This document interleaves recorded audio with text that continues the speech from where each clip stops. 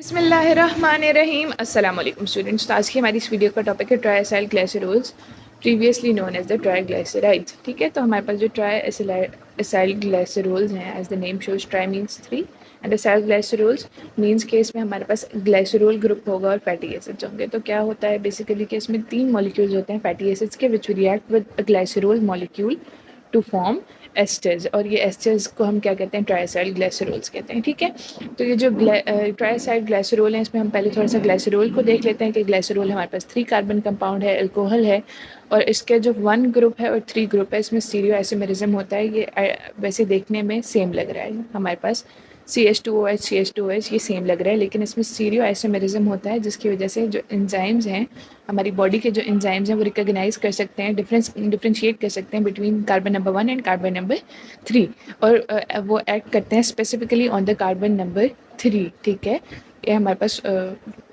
Kinases होते हैं जो कि ऐड करते हैं ऑन द कार्बन नंबर 3। ठीक है, बस ये इतना ही था कि इसका स्टीरियो आइसोमेरिज्म होता है, और जो है इसको रिप्रेजेंट करते हैं SN से। कैसे रिप्रेजेंट करते हैं? SN से रिप्रेजेंट करते हैं, और जो हमारी बॉडी के एंजाइम्स हैं, ह्यूमन बॉडी के एंजाइम्स हैं, वो डिफ्रेंशिएट कर लेते हैं between carbon number 1 and 3 and they will act specifically on the carbon number 3। ठीक है, अब हमारे पास है कि ट्राइएसाइल ग्लिसरॉल जो है, ये इनकी प्रॉपर्टीज़ क्या क्या हैं। ये नॉन पोलर कंपाउंड्स हैं, इनसॉल्युबल इन वाटर होंगे ऑफ कोर्स अगर नॉन पोलर हैं, और इन पे कोई चार्ज नहीं है, इस वजह से इनको हम क्या कहते हैं, न्यूट्रल फैट्स कहते हैं। क्या कहते हैं? न्यूट्रल फैट्स कहते हैं।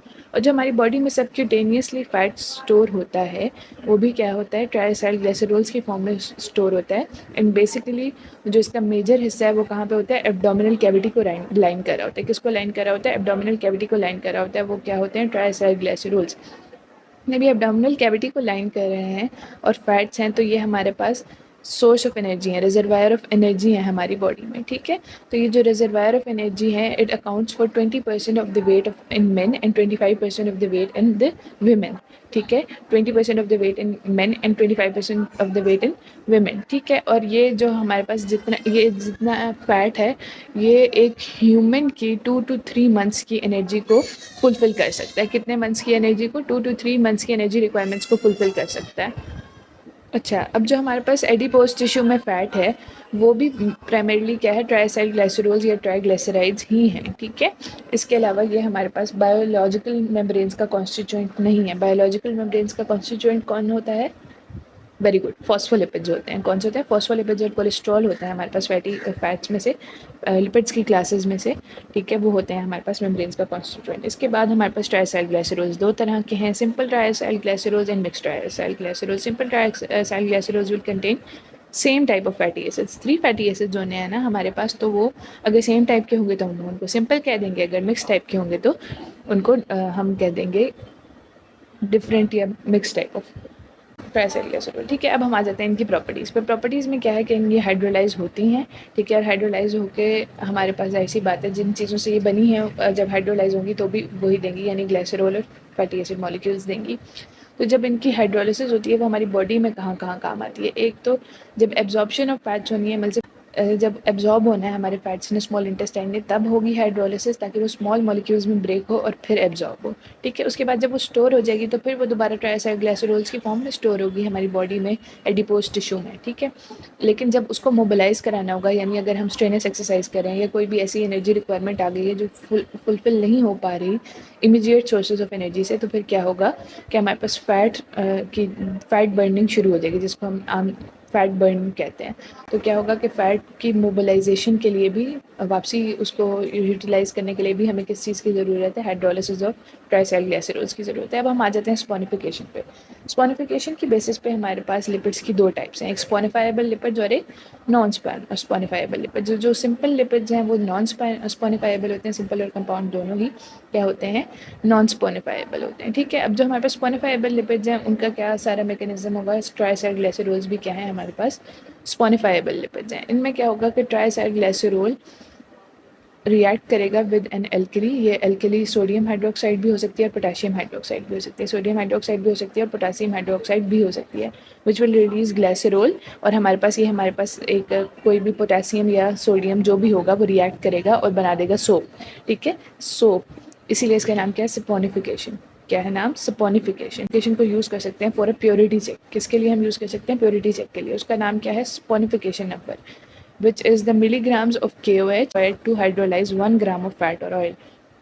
यानी 1 ग्राम ऑफ किसी भी फैट या ऑयल, यहाँ पे हम स्पेसिफिकली ट्राइसाइड ग्लिसरॉल्स की बात कर रहे हैं, उसको जो है अल्कली से रिएक्ट करके सोप बनाने के लिए कितने मिलीग्राम्स चाहिए होंगे, उसको हम क्या कहते हैं, स्पॉनिफिकेशन नंबर कहते हैं। कितने मिलीग्राम्स यूज़ होंगे 1 ग्राम ऑफ फैट को जो है सोप में कन्वर्ट करने के लिए, इसको हम क्या कहते हैं, स्पॉनिफिकेशन नंबर।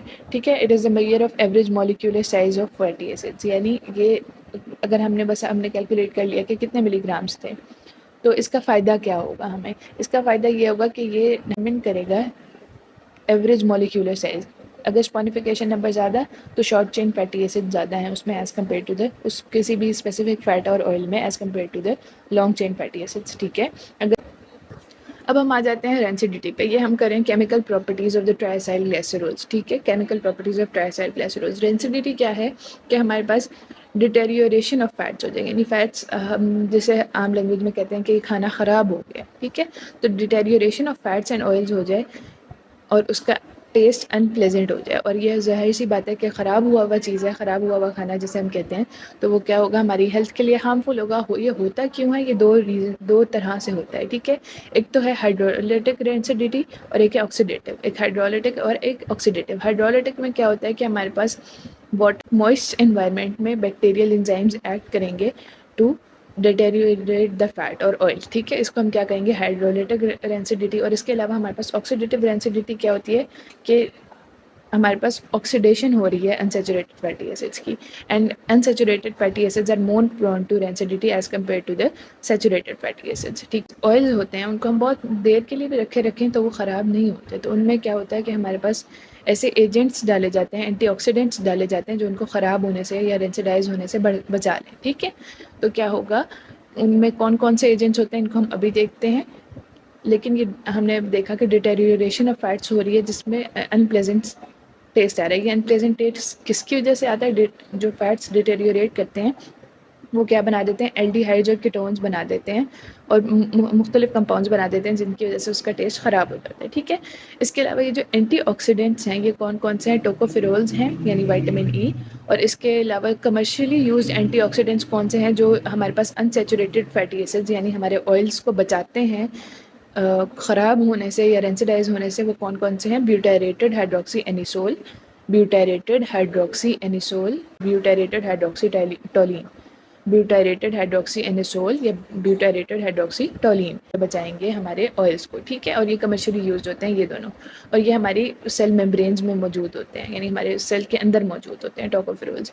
ठीक है, इसके बाद हम आ जाते हैं इसकी एक और कैरेक्टरिस्टिक पे जो कि है लिपिड पर ऑक्सीडेशन। क्या है, लिपिड पर ऑक्सीडेशन। लिपिड पर ऑक्सीडेशन ये है कि फ्री रेडिकल्स के इफेक्ट में आके लिपिड्स ऑक्सीडाइज हो जाएँ, लिपिड्स क्या हो जाएं, ऑक्सीडाइज हो जाएं, और उसके से फिर जाहिर सी बात है जब ऑक्सीडेशन ऑफ मेम्ब्रेन्स हो जाएगी, ऑक्सीडेशन ऑफ लिपिड्स हो जाएगी, तो ऑक्सीडेशन ऑफ मेम्ब्रेन होगी, स्ट्रक्चर मेंटेन नहीं रह पाएगा और जो सेल के और सेल मेम्ब्रेन के फंक्शन हैं वो सही तरह से परफॉर्म नहीं हो पाएंगे। ठीक है, इसको हमने बहुत डिटेल से देखना है अपनी नेक्स्ट वीडियो में लिपिड, और ये इनहिबिट किससे होगी, विटामिन ई से होगी, यूरेट से, सुपर ऑक्साइड से, सुपर ऑक्साइड डिस्म्यूटेज। इसके अलावा हमारे पास bilirubin, vitamin E, urate, super पर ऑक्साइड डिस्म्यूटेज, बिलीरुबिन और बाकी चीज़ों को भी हम इसकी पूरी डिटेल को हम अगली वीडियो में देखेंगे। अब हम आ जाते हैं इसके प्योरिटी चेक्स पे। एक हमने पढ़ लिया स्पॉनिफिकेशन नंबर। स्पॉनिफिकेशन नंबर क्या था कि the number of milligrams of KOH used to saponify 1 gram of fat. Similar is the iodine number. इसमें क्या होगा कि ग्राम्स ऑफ आयोडीन कितने यूज़ हो रहे हैं, ठीक है, कितने एब्जॉर्ब हो रहे हैं by 100 gram of fatty acids. ठीक है, और ये हमें किस चीज़ का अकाउंट देगा, iodine number is directly proportional to the unsaturated fatty acid concentration. Iodine number ज़्यादा होगा तो अनसैचुरेटेड फैटी एसिड्स की कंसनट्रेशन ज़्यादा होगी, आयोडीन नंबर कम होगा तो अनसैचुरेटेड फैटी एसिड्स की कंसनट्रेशन कम होगी। ठीक है, अगर मसलन हमने कोई ऑयल ले लिया, जैसा कि हमने एनिमल फैट ले लिया है और हमने एक तरफ ले लिया है प्लांट का कोई ऑयल, जैसे कि अगर हमने सनफ्लावर ऑयल यूज़ किया है और हमने कोई प्लांट का फ़ैट यूज़ किया है, तो उन दोनों में से आयोडीन नंबर किसका ज़्यादा होगा, of course unsaturated fatty acids oils में ज़्यादा होते हैं, तो फिर हमारे पास जो सनफ्लावर ऑयल है या कैनोला ऑयल है, इस तरह के जो हमारे पास मूफा और पूफा हमने पढ़े थे, मोनो अनसैचुरेटेड फैटी एसिड्स और पॉली अनसैचुरेटेड फैटी एसिड्स, उनका आयोडीन नंबर ज़्यादा होगा। ठीक है, अब हम आ जाते हैं रिचर्ड मेजल नंबर पे। जो रिचर्ड मेजल नंबर है ये क्या है, इसको देखते हैं हम। It is the millilitres of 0.1 normality of sodium hydroxide utilized per 5 grams of the substance or the per 5 grams of any fat और ऑयल। ठीक है, तो ये मिलीलीटर्स हैं of 0.1 normality of sodium hydroxide. Normality क्या होती है, ये हमारे पास कंसनट्रेशन को शो करती है, इक्विवेलेंस पर लीटर को शो करती है। ये कि हमने सोडियम हाइड्रोक्साइड की क्या कंसनट्रेशन लेनी है। हम सिंपली सोडियम हाइड्रोक्साइड कह रहे हैं तो उसकी भी डिफरेंट कंसनट्रेशन होती हैं, हमें पता है। तो जो इक्विवेलेंस पर लीटर को हम क्या कहते हैं, नॉर्मेलिटी, जो हमें क्या किसका अकाउंट देती है, किसका पता देती है, कंसनट्रेशन का। ठीक है, so the millilitres of 0.1 normality sodium hydroxide use पर 5 ग्राम्स ऑफ सब्सटेंस को हम क्या कहते हैं, रिचर्ड मेजल नंबर। और ये हमें किस चीज़ का बताती है, ये बताती है हमें कि कितने फ्री फैटी एसिड्स हैं हमारे, जो भी हमारे पास फैट था, ऑयल था, जो भी हमारे पास लिपिड्स थे, उनमें कितने फ्री फैटी एसिड्स हैं। और नॉर्मली हमारे पास जो लिपिड्स होते हैं, जो प्योर लिपिड्स होते हैं, उनमें फ्री फैटी एसिड्स नहीं होते। क्या नहीं होते, फ्री फैटी एसिड्स नहीं होते। लेकिन जो हमारे पास बटर है, इसमें इसका Richard Meissl number approximately 25 to 30 हो तो ये सही होता है, क्योंकि इसमें फ्री फैटी एसिड्स होते हैं। ठीक है, बटर में फ्री फैटी एसिड्स होते हैं, मतलब ये इसकी प्योरिटी, अगर बटर की प्योरिटी का चेक करना होगा तो उसमें 25 to 30 रिचर्ड मेजल नंबर होना चाहिए, यानी उसमें फ्री फैटी एसिड्स क्वांटिटी में होने चाहिए।